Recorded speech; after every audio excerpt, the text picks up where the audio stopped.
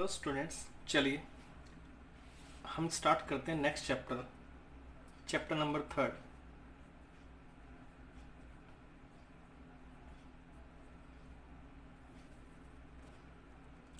Chapter number 3, pairs of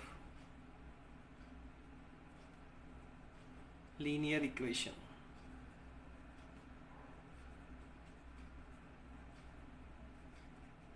pairs of linear equations, ठीक है। यानी लीनियर इक्वेशन का एक पेयर की बात करते हैं। देखिए, हमने लीनियर इक्वेशन 9th क्लास में पढ़ा है। लीनियर इक्वेशन आपने पढ़ा है 9th क्लास में, और उसके बारे में अच्छी तरह जानते हैं। वो लीनियर इक्वेशन की जनरल फॉर्म आपने पढ़ी है, ax plus B Y plus C equals to 0। ये लीनियर फॉर्म आपने पढ़ी है किसकी? लीनियर इक्वेशन की, ठीक है। अब हम यहाँ पे हमने कहा इसके नंबर ऑफ सॉल्यूशन की अगर बात करें, नंबर ऑफ सॉल्यूशन इसके होते हैं नंबर ऑफ सॉल्यूशन। तो इसके होते हैं नंबर ऑफ सॉल्यूशन कितने? इनफाइनाइट, ठीक है। इनफाइनाइट नंबर ऑफ सॉल्यूशन होते हैं इसके।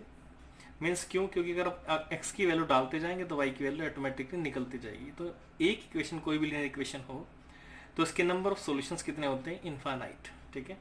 अगर हम पेयर ऑफ लीनियर इक्वेशन पढ़ते हैं, जैसे कि पेयर हम दो इक्वेशन बनाते हैं, तो हमारे पास पहली इक्वेशन होगी a1x b1y plus c1 equals to 0, and दूसरी इक्वेशन है हमारे पास a2x b2y plus c2 equals to 0, ठीक है। तो इनके सॉल्यूशंस कैसे कैसे हो सकते हैं, हम सबसे पहले इनके बारे में बात करते हैं। तो सबसे पहले देखिए, ये दो लीनियर इक्वेशंस हैं, they are two linear equation. तो हमने कहा दे हैव वन सॉल्यूशन, इनका एक सॉल्यूशन हो सकता है, ठीक है। हमने कहा एक सॉल्यूशन हो सकता है, कब हो सकता है? दे आर इंटरसेक्टिंग, जब वो इंटरसेक्टिंग हो, यानी लाइनें आपस में एक दूसरे को ग्राफ पे एक दूसरे को काटती हैं। जैसे जैसे आपके पास एक ग्राफ है ये, ठीक है, एक्स एक्सिस वाई एक्सिस आपने पता है ग्राफ इस तरह से X dash Y and Y dash, ठीक है।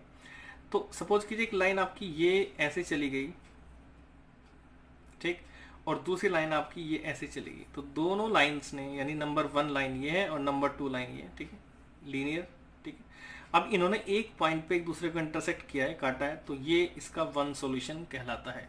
तो इस तरह की अगर इंटरसेक्ट करती हैं कई लाइनें, तो उसमें क्या कहते हैं? They are intersecting, they have one solution, का वन सॉल्यूशन होगा, ठीक है।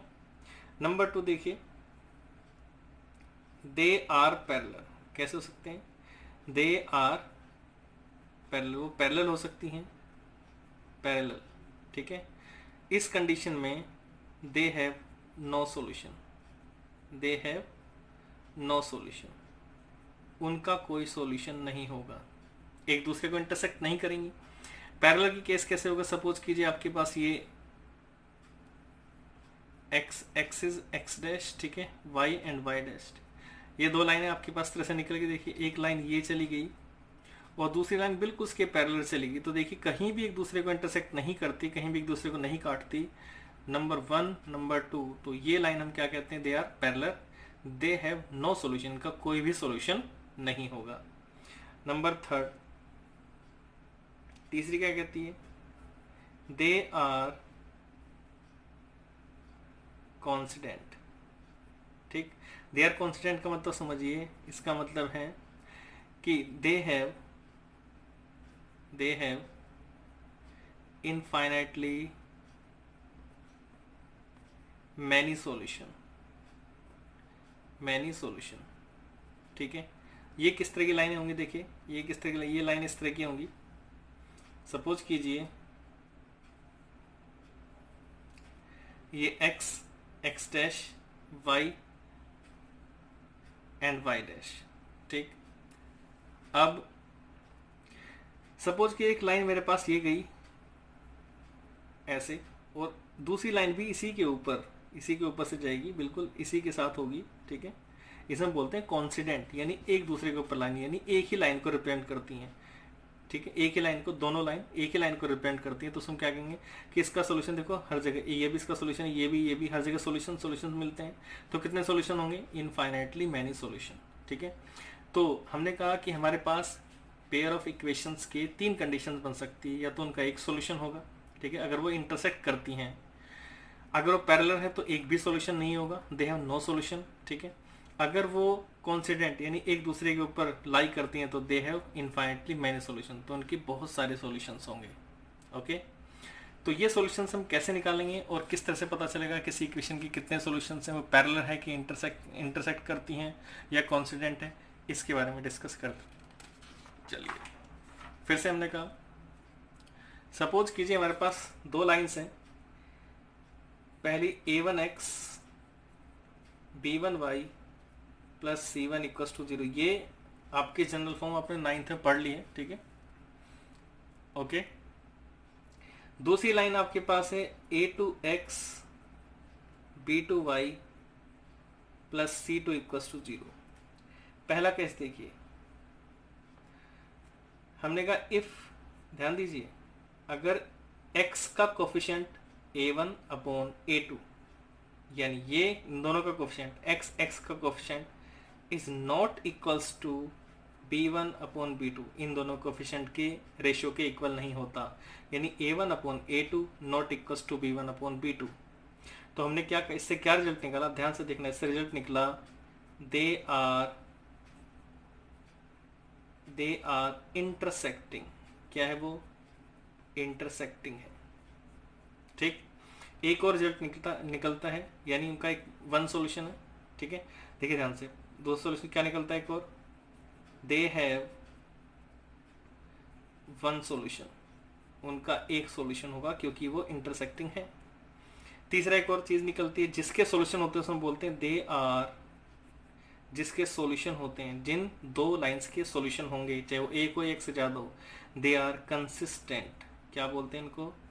कंसिस्टेंट। दे आर कंसिस्टेंट, ये कंसिस्टेंट लाइन है। ठीक है, क्योंकि इनका सॉल्यूशन है।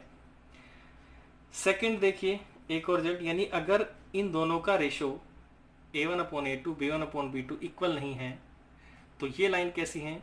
इंटरसेक्टिंग है, एक पॉइंट पे इंटरसेक्ट करेंगी, इनका 1 सॉल्यूशन होगा और ये कंसिस्टेंट है क्योंकि इनका सॉल्यूशन है। हमने कहा इफ, ध्यान दीजिए, अगर a1 upon a2 equals to b1 upon b2 is not equals to c1 upon c2। ठीक है, a1 अपॉन a2 और b1 अपॉन b2 इक्वल है, लेकिन c1 अपॉन c2 इक्वल नहीं है। इससे भी 3 रिजल्ट निकलते हैं। पहले देखिए, सबसे पहले they are parallel, they are parallel, वो पैरेलल होंगी। दूसरा result, they have no solution, उनका कोई सॉल्यूशन नहीं होगा, जब वो इंटरसेक्ट ही नहीं कर रही कहीं तो सॉल्यूशन भी नहीं होगा। तीसरा रिजल्ट क्या निकलता है? They are inconsistent. इनकंसिस्टेंट उसको बोलते हैं जिसका कोई सॉल्यूशन नहीं होता, इनकंसिस्टेंट। ओके, आगे चलते हैं। थर्ड वाला देखिए, इफ, फिर से हमने कहा a1 अपॉन a2, देखिए इसका रेशो यानी a1 अपॉन a2 का रेशो b1 अपॉन b2 और c1 अपॉन c2 तीनों का रेशो इक्वल हो जाए किसी भी इक्वेशन में, तो इससे भी 3 रिजल्ट निकलते। देखिए सबसे पहले दे आर कॉन्सिडेंट। ठीक है, number second, they have infinitely many solution।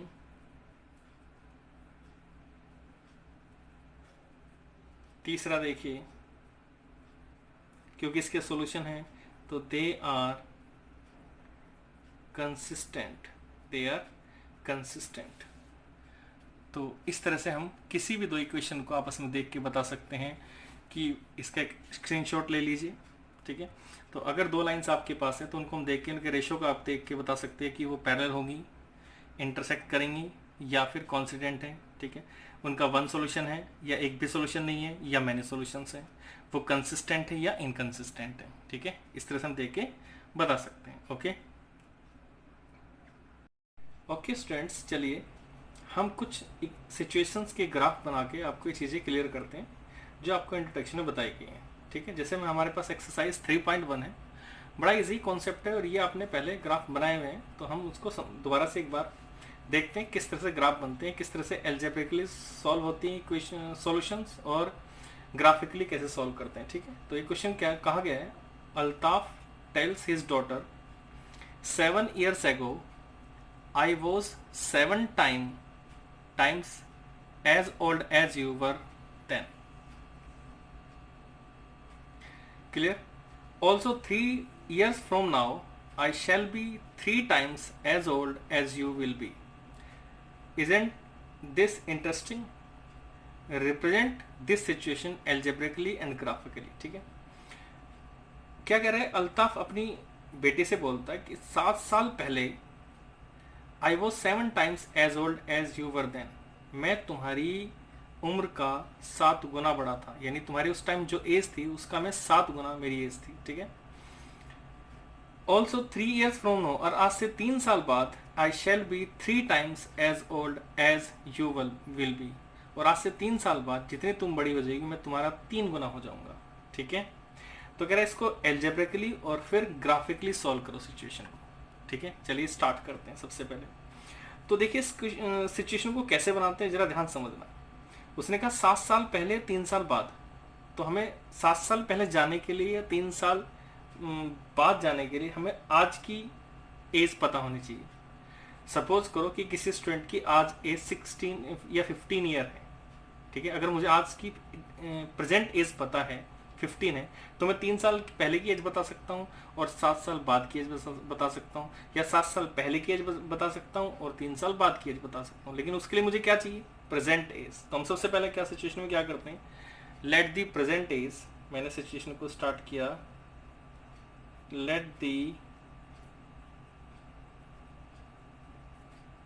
Present age of Aftab. तो आफ्ताब की मैंने प्रेजेंट एज को लेट किया, वो मैंने लेट की x ईयर्स। कितनी लेट कर ली मैंने, x ईयर्स। ठीक है, and daughters and the present age of daughter. किसकी, अब मैं डॉटर की प्रेजेंट एज लेट कर रहा हूँ, वो मैंने मान ली y ईयर्स। ठीक है, देखिए आज की आफ्ताब की एज कितनी है, x ईयर। ठीक है, और डॉटर की एज कितनी है, y ईयर। क्योंकि मुझे प्रेजेंट एज पता ही नहीं है, तो इसलिए मैंने आज की यानी प्रेजेंट एज मैंने x आफ्ताब की मान ली और डॉटर की प्रेजेंट एज कितनी मान ली, y। ओके, अब ये कहता है 7 years पहले 7 years ago। 7 years ago का मतलब है 7 साल पहले। तो अगर मुझे आज की एज पता है तो 7 साल पहले जाने की बात करता हूँ, तो मैंने कहा बिफोर 7 year या 7 years ago, 7 years ago। ठीक, 7 years ago की बात करता हूँ, मैंने कहा कि आफ्ताब एज की निकाली, आफ्ताब से एज कितनी हो जाएगी, 7 साल पहले। देखिए अगर आज x है तो आफ्ताब की 7 साल पहले एज कितनी होगी, x - 7 years होगी कि नहीं। और उसी तरह डॉटर की एज कितनी होगी, तो डॉटर्स एज होगी, अभी उसकी कितनी है, y, तो 7 साल पहले कितनी होगी, y - 7 years। ओके, अब देखो दोनों की, आफ्ताब की भी और डॉटर की भी 7 साल पहले की एज मैंने निकाल ली। अब आफ्ताब क्या बोलता है कि 7 साल पहले आई वॉज, यानी ये आफ्ताब है। देखिए आफ्ताब कहता है कि मैं तुम्हारी एज का 7 गुना था। देखिए जिस तरह सिचुएशन बोल रही है वैसे, आई वॉज यानी आई मीन्स कौन है, आफ्ताब, वॉज था 7 times as old as you. देखिए कैसे सिचुएशन में रखता हूं मैं, आफ्ताब टेल्स आई वॉज यानी आई कौन है, आफ्ताब। तो क्वेश्चन देखिए, नाउ हमने रखा, कह रहा है आफ्ताब बोल रहा है, यानी आफ्ताब कौन है, x - 7। कहता है was means is, was, will be, ये सब का मतलब है इक्वल्स टू, सिचुएशन में इक्वल्स टू, यानी Aftab was 7 times of his daughter. Daughter कितनी है, y - 7। फिर से देखिए एक बार, हमने आज की प्रेजेंट एज निकाली दोनों की, ठीक है, और 7 ईयर्स एगो दोनों की एज निकाल ली, क्योंकि 7 साल पहले की बात करा तो 7 ईयर्स पहले जाना पड़ा हमें, ठीक है। अब आफ्ताब ये कहता है कि मैं तुम्हारी एज का 7 गुना था, तो आई ये मीन्स आफ्ताब था 7 गुना किसकी, डॉटर की एज का। तो Aftab was 7 times of his daughter. Clear. तो इसको हम सिचुएशन को सोल्व करते हैं, तो x minus 7 equals to 7y minus 49। इसको उधर लेके आओ, x minus 7y equals to, उसको उधर लेके जाओ तो माइनस के 42। इक्वेशन नंबर फर्स्ट हमारी बन गई। क्लियर है चीज। फिर यानी ये चीज हमारी यहां तक क्लियर हो गई, यहां तक ओके। अब आगे चलते हैं। आगे कहता है इसी क्वेश्चन को देखिए ध्यान से, आगे कहता है कि ऑल्सो 3 ईयर्स फ्रॉम नाउ। तो हमने कहा आफ्टर 3 ईयर्स की बात कर रहा ना, आफ्टर 3 ईयर्स, ठीक है, 3 ईयर्स की बात कर रहा, ध्यान देगा। आफ्टर 3 ईयर्स हमने कहा आफ्ताब की एज कितनी होगी, बताओ। आज आफ्ताब की एज कितनी है, आफ्ताब से देखो पहले 7 साल पहले हमने निकाली क्योंकि आज की पता थी हमें, और 3 साल बाद की हम निकालेंगे क्योंकि आज की पता, आज की हमारी एक्स है, तो 3 साल बाद कितनी होगी, एक्स प्लस 3 ईयर्स, ठीक है। और डॉटर की एज कितनी होगी, क्योंकि हमें दोनों को 3 साल बाद लेके जाना है, डॉटर्स एज कितनी होगी 3 साल बाद, y प्लस 3 ईयर्स। क्लियर। फिर से देखिए, उसने कहा 3 साल बाद, तो 3 साल बाद आफ्ताब की एज x प्लस 3, डॉटर की एज y प्लस 3। अब 3 साल बाद क्या बोलता है वो, I shall means Aftab will be, shall be, यानी आफ्ताब देखिए अकॉर्डिंग टू क्वेश्चन नाउ, अगर मैं उसको समझाऊं इसको तो क्या कहना चाह रहा, Aftab shall be, Aftab means x plus 3 shall be equals to 3 times of his daughter, 3 times means y plus 3। तो Aftab shall be 3 times of his daughter as old as you, यानी आफ्ताब अपनी लड़की को कह रहा है कि मैं तुम्हारी एज का 3, मैं हो जाऊंगा 3 गुना तुम्हारी एज का, ठीक है। स्टेटमेंट जैसे बोलते हैं वैसे लिखेंगे स्टेटमेंट को। Aftab state that Aftab shall be 3 times of his daughter, okay. अब इसको सॉल्व करेंगे, x plus 3 equals to 3y plus 9। अब और इसको चलते हैं, आगे चलते हैं, देखिए यहां से x minus 3y equals to 6 equation number आ गई हमारे पास सेकेंड, ठीक। ये 2 इक्वेशन हमारी, यानी हमने इस सॉल्यूशन को एल्जेब्रिकली सोल्व कर लिया, ठीक है। इस सिचुएशन को हमने एल्जेब्रिकली सोल्व कर लिया। अब इसको ग्राफिकली सोल्व करते हैं। तो ग्राफिकली सोल्व करने के लिए आपको क्या पढ़ना है, देखिए ध्यान से। तो मैंने यहां से एक लाइन ड्रॉ की ताकि एक सेपरेशन मिल जाए हमें, ठीक है, ओके। अब बाई इक्वेशन नंबर फर्स्ट, ठीक, ग्राफ बनाना आपको अच्छी तरह से आता है। हमने इक्वेशन नंबर फर्स्ट ली, x minus 7y equals to minus 42, ठीक है। आपको क्या करना है, देखिए अब ग्राफ आप अलग अलग तरीके से, आप अलग अलग वे आपके बनाने के, ठीक है, आप सॉल्यूशन कैसे निकालते हो। मैं आपको बताता हूँ अपना, मेरा क्या फंडा होता है। मैं एक ऐसे वेरिएबल को जो सिंगल हो या इजी फैक्टर हो, जैसे 7 तो इजी फैक्टर नहीं है, 7 किसी को डिवाइड नहीं करता, इजीली डिवाइड नहीं करता, ठीक है। लेकिन जो इजीली डिवाइड करता है, जैसे कि यहाँ तो सिंगल है, अगर सिंगल है या इजी फैक्टर 2 है 4 है तो हम उसको लेफ्ट साइड में रखते हैं। तो देखिए या तो सिंगल और इजी फैक्टर, तो सिंगल को ना x, तो x को हमने लेफ्ट साइड में रख लिया, बाकी सभी को हमने राइट साइड लेके गए। 42 प्लस 7y, ध्यान देखना मेरी बात को, क्या किया, मैं सबसे पहले ढूंढता हूँ अगर मेरा कोई वेरिएबल सिंगल है तो मैं उसे लेफ्ट साइड में रखता हूँ, बाकी सबको राइट साइड में लेके जाता हूँ। अगर दोनों ही सिंगल हो तो जिसको आप चाहो लेफ्ट साइड में रख लो, एक को लेफ्ट, बाकी सब टर्म्स को राइट में ले जाओ, ठीक है।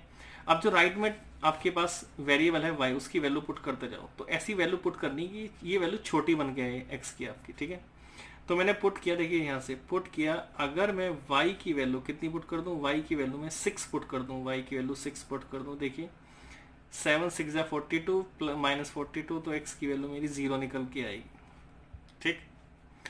अगर y की वैल्यू मैं 5 पुट करता हूँ तो देखिए यहाँ पे 7 5 35 40 माइनस 42 में से 35 जाएंगे तो x की वैल्यू आपकी -7 आएगी, ठीक है। और अगर y की वैल्यू मैं 7 पुट करता हूँ तो 49 माइनस 42 यानी x की वैल्यू आपकी 7 आएगी। आपने क्या किया, एक बॉक्स बनाया और उस बॉक्स में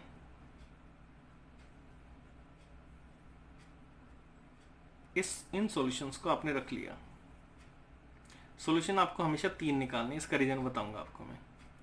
ये x है और ये y है। x कितना है आपके पास 0 -7 एंड 7।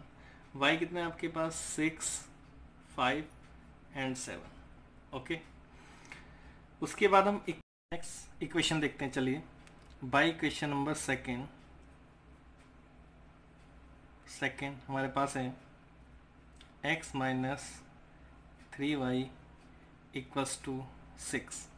फिर से देखिए, मैंने सिंगल वेरिएबल को लेफ्ट में रखना है, यानी जो वेरिएबल जिसका कोफिशिएंट 1 है, ठीक है। ओके, तो बाकी सभी को उधर लेके जाना, 6 + 3y। ओके, जैसे ही मैंने देखिए यहाँ पे राइट साइड में जो वेरिएबल उसकी वैल्यू मुझे पुट करनी है, तो राइट साइड में मेरे पास वेरिएबल क्या है, मेरे पास है y। तो मैंने पुट किया। सबसे पहले मुझे ऐसी वैल्यूज रखनी है y की जिससे x की वैल्यू बड़ी छोटी आई। तो x की वैल्यू अगर मैं y की वैल्यू -2 रखता हूँ तो देखिए 3 2 जा, यानी x की वैल्यू आएगी मेरे पास 0। अगर y की वैल्यू देखिए मैं क्या रखता हूँ -1, अगर मैंने -1 रख दी तो x की वैल्यू मेरे पास आएगी 3। अगर y की वैल्यू में -3 रखता हूँ तो देखिए अगर -3 तो x की वैल्यू मेरे पास आएगी -3, ठीक है। -3 पे मेरे पास -3 आएगी, ठीक है। अब मैं एक बॉक्स बनाता हूँ उसका, उसी तरह से देखिए जैसे पहले बनाया था, और एक बॉक्स बनाता हूँ। बॉक्स में मैंने इसको रखा,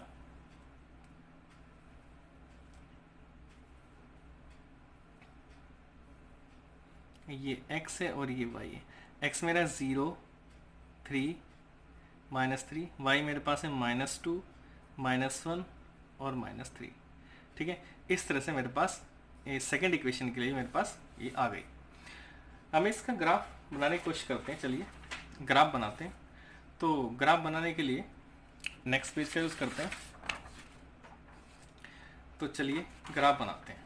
हमारे पास ग्राफ बनाने के लिए हमारे पास दो सॉल्यूशन देखिए, मैं इन सॉल्यूशन का यूज़ करता हूँ और ग्राफ बनाने की कोशिश करता हूँ। तो ग्राफ बनाने के लिए आप ग्राफ पेपर का यूज़ करेंगे, लेकिन मैं भी हैंड से ही बना रहा हूँ, सिंपल, ठीक है। तो आपको ग्राफ पेपर का यूज़ करना है। तो ग्राफ आपने बनाए 9th क्लास में बनाए हैं, ठीक है। तो उसी तरह से ग्राफ बनते हैं x dash y and y dash, ठीक है। ये हमने वैल्यू डाली 1 2 3 4 5 6 7, 1 2 3 4 5 6 एंड 7, 1 2 3 4 5 6 7, 1 2 3 4 5 6 एंड ये 7, ठीक है।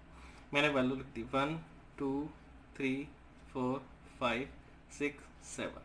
यहाँ से देखिए -1 -2 -3 -4 -5 -6 -7, 1 2 3 4 5 6 एंड 7, -1 -2 -3 -4 -5 -6 एंड -7। ओके, आपके पास दो वैल्यूज हैं आपके पास। हम ग्राफ बनाते हैं। सबसे पहले देखिए x की वैल्यू 0 तो y की वैल्यू 6, यानी x की वैल्यू 0 यहाँ पे होगी और y 6, उसके हिसाब से y 6 ये रहा, तो ये मैंने एक पॉइंट लगा दिया।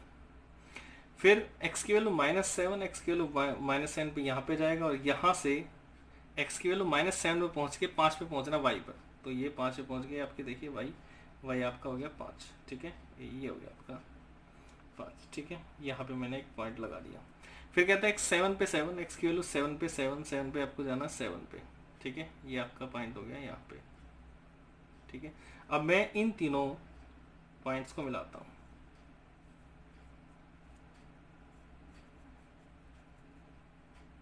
ठीक है। ऐसे इन तीनों पॉइंट को मिला दिया मैंने, और इस लाइन के ऊपर मैंने इक्वेशन लिख दी x minus 7y equals to -42। Okay, अब दूसरी x की वैल्यू 0 है, y की वैल्यू -2। इसी ग्राफ पे आपको इस वाली इक्वेशन का भी ग्राफ बनाना है। x की वैल्यू 0, 0 पर -2 आपका पॉइंट ही आ गया। 3 पर -1, x की वैल्यू 3, 3 पर -1, यानी ये आपके पास पॉइंट आ गया। ठीक है, उसके बाद x की वैल्यू -3 पर -3, यानी ये पॉइंट आपके पास आ गया, ये देखिए।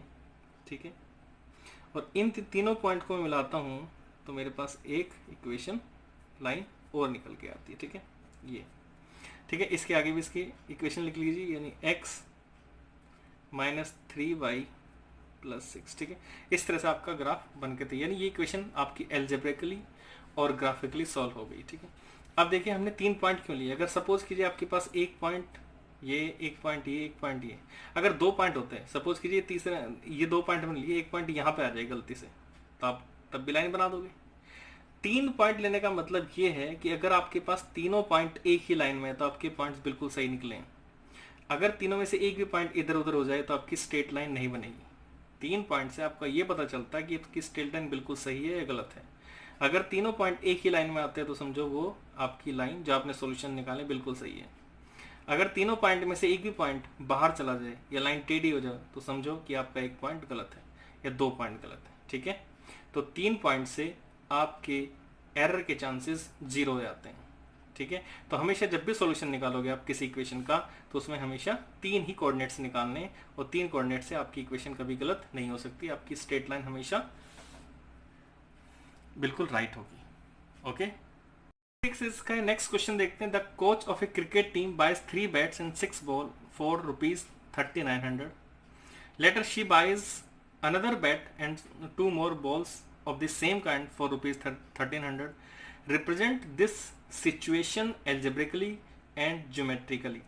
ओके, तो मैं इसकी आपकी इक्वेशंस बना के दूंगा, इसका ग्राफ, इन दोनों का ग्राफ आपको खुद बनाना है। ठीक है, तो एक क्रिकेट बैट हमने मान लिया। Let the price of bat, let the price of a cricket bat, cricket bat का जो प्राइस मैंने मान ली वो रुपीज है कितना, x, एंड वही price of A ball,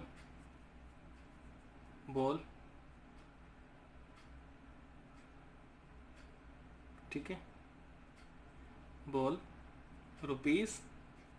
₹y।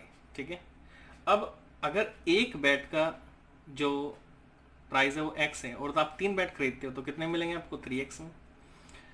एक बॉल का जो प्राइस है वो y है, तो 6 बॉल कितने मिलेंगे आपको, 6 बॉल मिलेंगे 6y में। तो रुपीज़ कितने देने पड़े आपको, 1300। तो आपके 3, यानी टोटल देखो x बैट आपने 3 लिए तो 3x तो तुम्हें बैट के देने पड़ेंगे। बॉल आपने y लिए, 6 बॉल लिए, और एक बॉल का प्राइस कितना y, तो 6y आपको बॉल के देने पड़ेंगे। तो टोटल कितने देने पड़ेंगे, तो देखिए अकॉर्डिंग टू सिचुएशन, देखिए अकॉर्डिंग टू क्वेश्चन आपने 3x रुपीज़ तो किसके दिए, बैट के, आपने 6y रुपीज़ किसके दिए, बॉल के, आपको टोटल कितना हो गया, 3900। इक्वेशन नंबर फर्स्ट, बड़ा ही सिंपल इक्वेशन है। ठीक है, she buys another bat and 2 more balls. ठीक है, अब वो एक और बैट खरीदती है तो एक बैट के उसे कितने रुपीज़ देने पड़ेंगे, x, 2 बॉल खरीदते हैं तो 2y, अब उसे कितने देने पड़े, 1300 रुपीज़ देने पड़े। Equation number second. ठीक, तो 2 इक्वेशन बन गई आपकी। इन इक्वेशन को आपको ग्राफिकली सॉल्व करना है और मुझे ग्राफ बना के दिखाना है। ठीक है, नेक्स्ट एक और देखिए क्वेश्चन इसी तरह का। The cost of 2 kg of Apple, अगर 1 kg का हमें पता है तो 2 kg का ऑटोमेटिकली निकाल सकते हैं। 1 kg ऑफ ग्रेप्स, ठीक है, तो हम स्टार्ट करते हैं। मैंने मान लिया let the cost of 1 kg Apple, तो 1 kg एप्पल की कॉस्ट मैंने मान ली ₹x है। ठीक है, और cost of 1 kg of grapes की कॉस्ट मान ली मैंने कितनी, y। आपने 2 kg एप्पल खरीदे तो कितने रुपीज़ देने पड़ेंगे आपको, 2x। 1 kg ग्रेप्स खरीदे तो 2x + y, कितने रुपीज़ देने पड़ेंगे, टोटल कितने हो जाएंगे, 160। तो अकॉर्डिंग टू क्वेश्चन देखिए बड़ा ही सिंपल है। ठीक है, जैसे सपोज कीजिए कि आपके पास x रुपीज़ पर kg के हिसाब से एप्पल मिल रहे हैं और ₹5 पर केजी के हिसाब से ग्रेप्स मिल रहे हैं, ठीक है। तो आपने 2 केजी एप्पल्स खरीदे तो आपको कितने रुपीस देने पड़ेंगे, 2x। और 1 केजी ग्रेप्स खरीदे तो कितने रुपीस देने पड़ेंगे, y। तो टोटल कितना दिया उसको आपको, आप फ्रूट्स वाले को कितने रुपीस देंगे, 2x प्लस वाई। कह रहा उसने दिए 160, तो 2x प्लस वाई किसके इक्वल होने चाहिए, 160 के। तो according to question 2x plus Y अपने फ्रूट्स वाले को दिए और वो किसके इक्वल है, 160 के इक्वल है। Equation number first. After a month cost of 4 KG, 4 KG apples और 2 केजी ग्रेप्स के आपके 300 रुपये देने पड़े आपको। तो 4 केजी के 4x हो गए और 2 केजी के 2y हो गए। अब आपको देने पड़े 300 रुपये। Equation number second. इसका भी आप ग्राफिकली सोल्व करके मुझे सेंड करेंगे, ओके। नेक्स्ट एक्सरसाइज पे चलते हैं बेटा। यहाँ से आपके वो क्वेश्चन से जो एग्जाम के पॉइंट ऑफ व्यू से इंपॉर्टेंट है बहुत ज़्यादा, ठीक है। तो 3 पॉइंट एक्सरसाइज हमारे पास है। Form a pair of linear equation in the following problems and find their solution graphically. वही चीज़ उन्होंने पहले की, लेकिन इसमें सॉल्यूशंस आपको निकालने हैं, ठीक है। तो चलिए स्टार्ट करते हैं। सबसे पहले कह रहे हैं 10 student of class 10th took part in mathematics quiz. If the number of girls is 4 more than the number of boys, find the number of boys and girls who take part in a quiz. ठीक है, तो मैंने start किया सबसे पहले। Let number of boys be, हमारे पास कितनी है x, and number of girls जो टेक पार्टिसिपेट कर रहे हो कितनी है, by। ठीक है, ध्यान देना। नंबर ऑफ बॉयज कितने हमने लेट कर लिए x, और नंबर ऑफ गर्ल्स कितनी है हमारे पास y, जो पार्टिसिपेट कर रहे क्विज में। देखिए x हमारे लड़के हैं, y हमारी लड़की जो पार्टिसिपेट करते हैं किसमें, क्विज में। कह रहा 10 स्टूडेंट पार्टिसिपेट करते हैं, तो फिर ये x और y मिलकर कितने होने चाहिए, 10, क्योंकि x लड़के पार्टिसिपेट कर रहे हैं और y लड़की पार्टिसिपेट कर रही है। तो दोनों मिलकर हमारे पास कितने स्टूडेंट हैं जो क्विज में पार्टिसिपेट करते हैं, 10। तो दोनों मिलकर कितने होने चाहिए, 10। यानी x plus Y equals to आपके पास क्या होना चाहिए, 10। Equation number first. देखिए फिर से हमने कहा 10 स्टूडेंट 10th क्लास के मैथमेटिक्स क्विज में क्या कर रहे हैं, पार्टिसिपेट करते हैं, ठीक है। नंबर ऑफ गर्ल्स 4 ज्यादा है नंबर ऑफ बॉयज से। Find the number of boys and girls, जिसको फाइंड आउट करना उसको लेट करना पड़ता है, ठीक है। लेट हमने मान लिया बॉयज हमारे पास x है और गर्ल्स हमारे पास y है, ठीक है, जो पार्टिसिपेट करती हैं इन ए मैथमेटिक्स क्विज, ठीक है। तो x लड़के हैं और y लड़की हैं और टोटल स्टूडेंट कितने बता रहे हो, 10। तो दोनों को मिला के हमारे पास 10 होने चाहिए, ठीक है। आगे आता है number of girls is, girls कौन है, y। तो y इज 4 मोर। मोर का मतलब होता है, ध्यान रखना, प्लस। मोर कहीं हो तो प्लस, टाइम्स मतलब हो तो मल्टीप्लाई। तो नंबर ऑफ अकॉर्डिंग, अगेन देखिए दोबारा देखिए ध्यान से। Number of girls means y। जैसे स्टेटमेंट लिखी y इज का मतलब equals to 4 more means plus number of boys कितने हमारे पास, x, ठीक। यानी इसको अगर हम इक्वेशन नंबर क्या मान लें, सेकंड मान लें, ठीक है। अब इसको ग्राफिकली सॉल्व करना है आपको। क्या करना है, ग्राफिकली सॉल्व। तो by equation number first start करते हैं। बाई इक्वेशन नंबर फर्स्ट हमने लिया x plus Y equals to आपके पास क्या है, 10। x plus Y equals to 10। तो अब किसी को भी देखो, दोनों वेरिएबल्स ऐसे हैं जिनका कोफिशिएंट 1 है, तो किसी को भी लेफ्ट रख लीजिए, आपकी मर्जी है। तो हमने x को लेफ्ट रखा और 10 माइनस वाई किया, ठीक है। और हम y की वैल्यू पुट करते जाते हैं। हमने कहा y की वैल्यू मैंने ऐसी पुट की, y की वैल्यू मैंने ऐसी छोटी वैल्यू ऐसी पुट करनी जिससे x की वैल्यू छोटी आए। तो सपोज कीजिए y की वैल्यू मैंने 4 पुट की, तो x की वैल्यू मेरी कितनी आएगी, 6।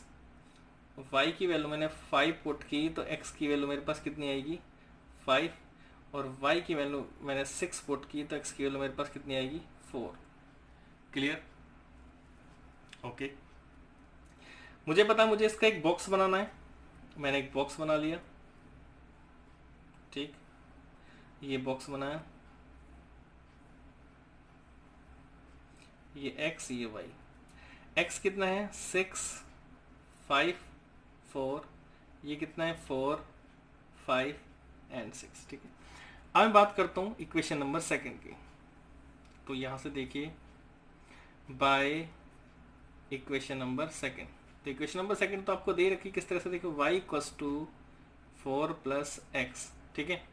तो देखिए y equals to 4 plus X है, तो हमें पहले से ही राइट साइड में दिया हुआ सब कुछ। तो अब x की वैल्यू पुट करो, पुट हमने कहा पुट, अगर x की वैल्यू में 0 पुट करूं तो y की वैल्यू कितनी आएगी 4, ठीक। x की वैल्यू अगर मैं 1 पुट करूं तो y की वैल्यू कितनी आएगी 5, ठीक। अगर x की वैल्यू में 2 पुट करता हूं तो y की वैल्यू कितनी आएगी 6, ठीक है। ओके, 0 पर 4 है, 1 पे 5 है, 2 पर कितना है 6 है।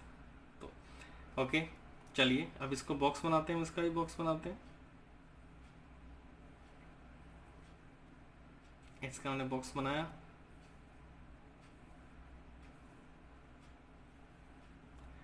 x और y, ठीक है। x कितना है 0, 1 एंड 2, यहाँ से 4, 5 और 6, ठीक है। ओके चलिए स्टार्ट करते हैं, हम ग्राफ बनाने की कोशिश करते हैं। तो ग्राफ बनाते हैं दोनों का, तो ग्राफिकल सॉल्यूशन निकालना है आपको, तो हम ग्राफ बनाते हैं। तो ग्राफ देखिए, ग्राफ आपको पता है वैसे ही बनाना है हमें।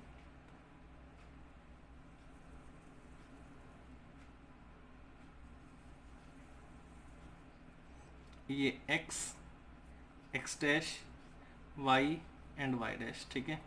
यहाँ से देखिए 1 2 3 4 5 6 से बड़ी वैल्यू नहीं है, 1 2 3 4 5 6, 1 2 3 4 5 एंड 6, 1 2 3 4 5 एंड 6, यहाँ से 1 2 3 4 5 6, -1 -2 -3 -4 -5 -6, 1 2 3 4 5 and 6, -1 -2 -3 -4 -5 -6, ठीक है।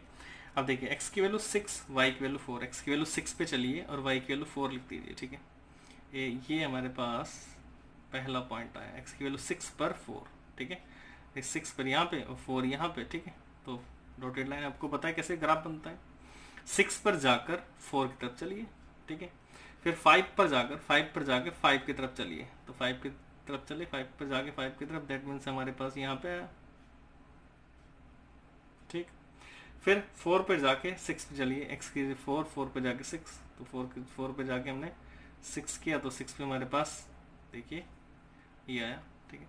हमने यहाँ से एक लाइन ड्रॉ की और ये हमारी लाइन आ गई, ठीक।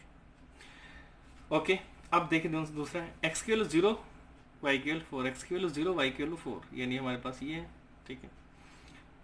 x की वैल्यू 1, y की वैल्यू 5, x की वैल्यू 1, y की वैल्यू 5, यानी 1 पे y की वैल्यू 5, यानी हमारे पास आ गया ये, ठीक।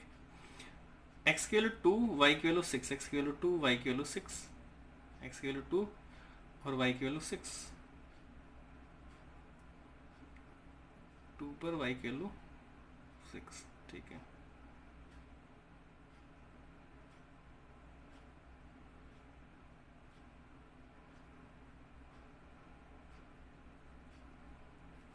ठीक है, तो देखिए ये पॉइंट हमारा इस तरह से गया,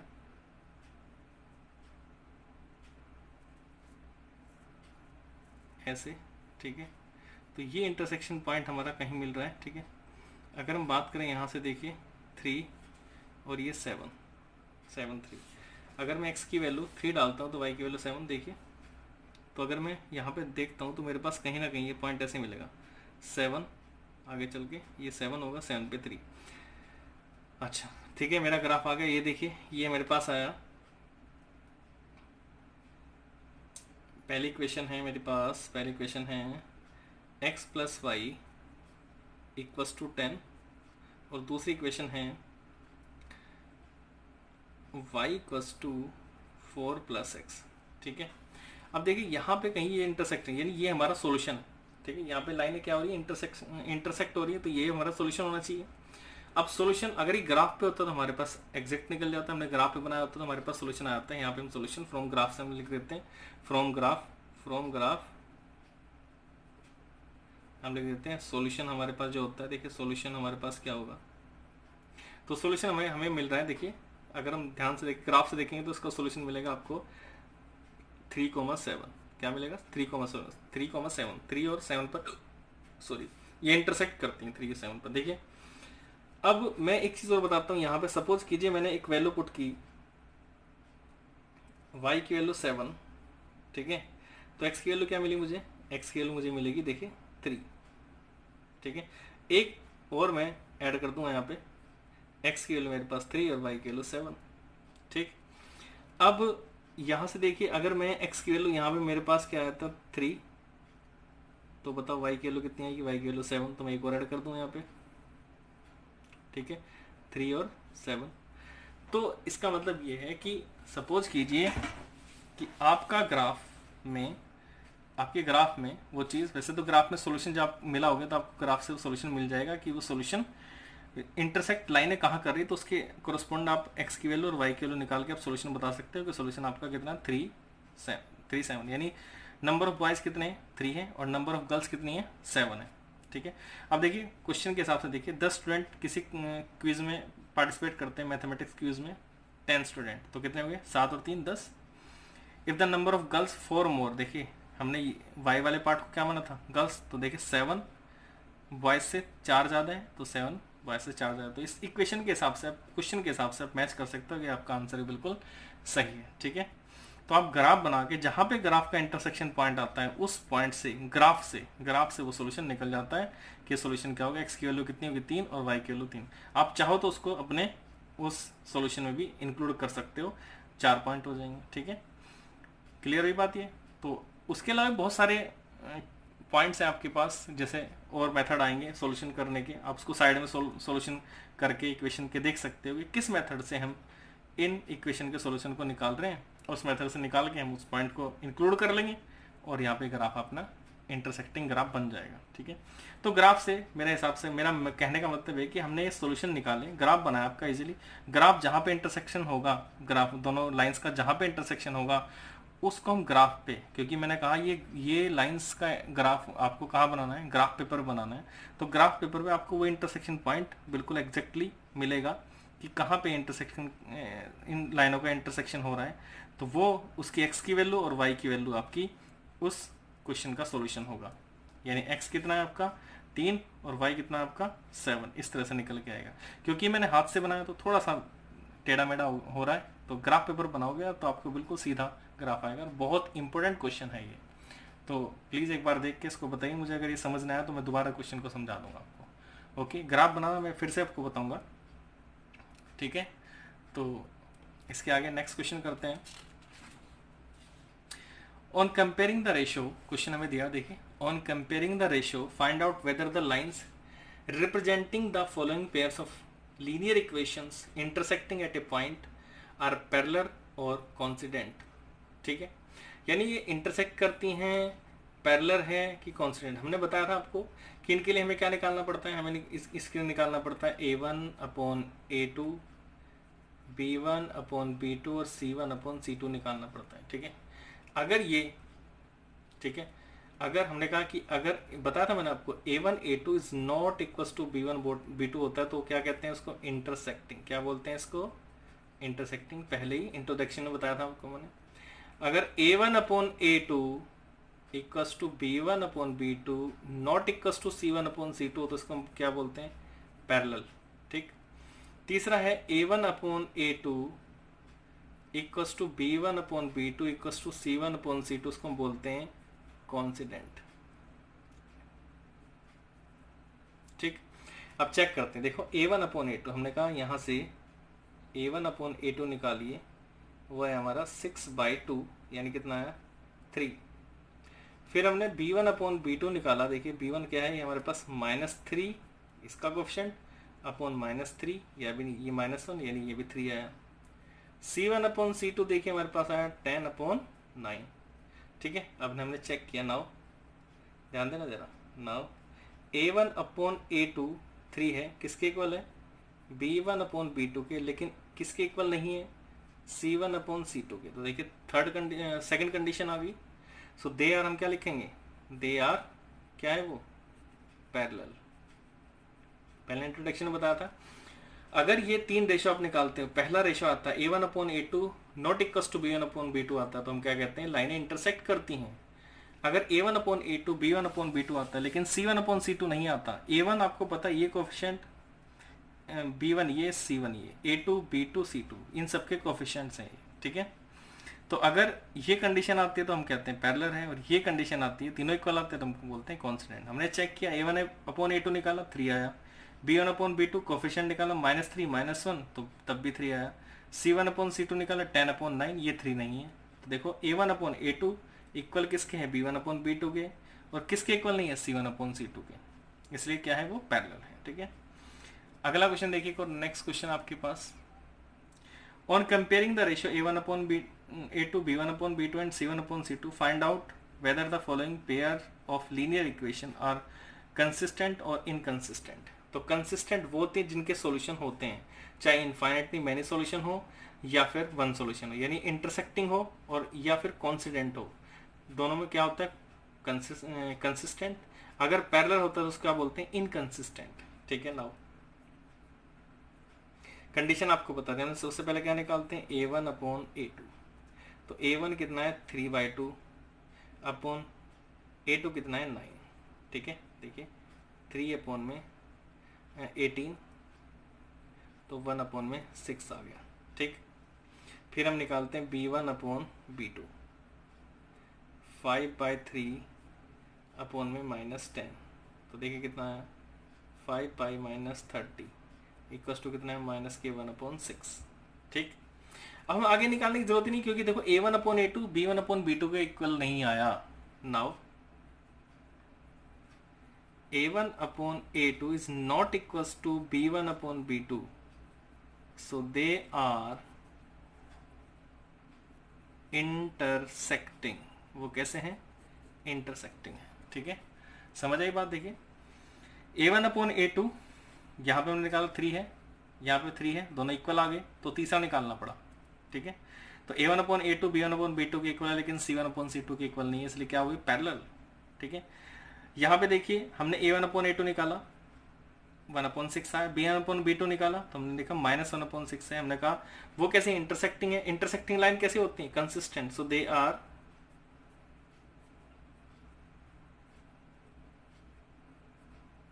कंसिस्टेंट। वो कंसिस्टेंट है, आपकी लाइनें कैसी हैं, कंसिस्टेंट है। Okay, I think, I hope आपको क्लियर हो गया होगा ये चीज़।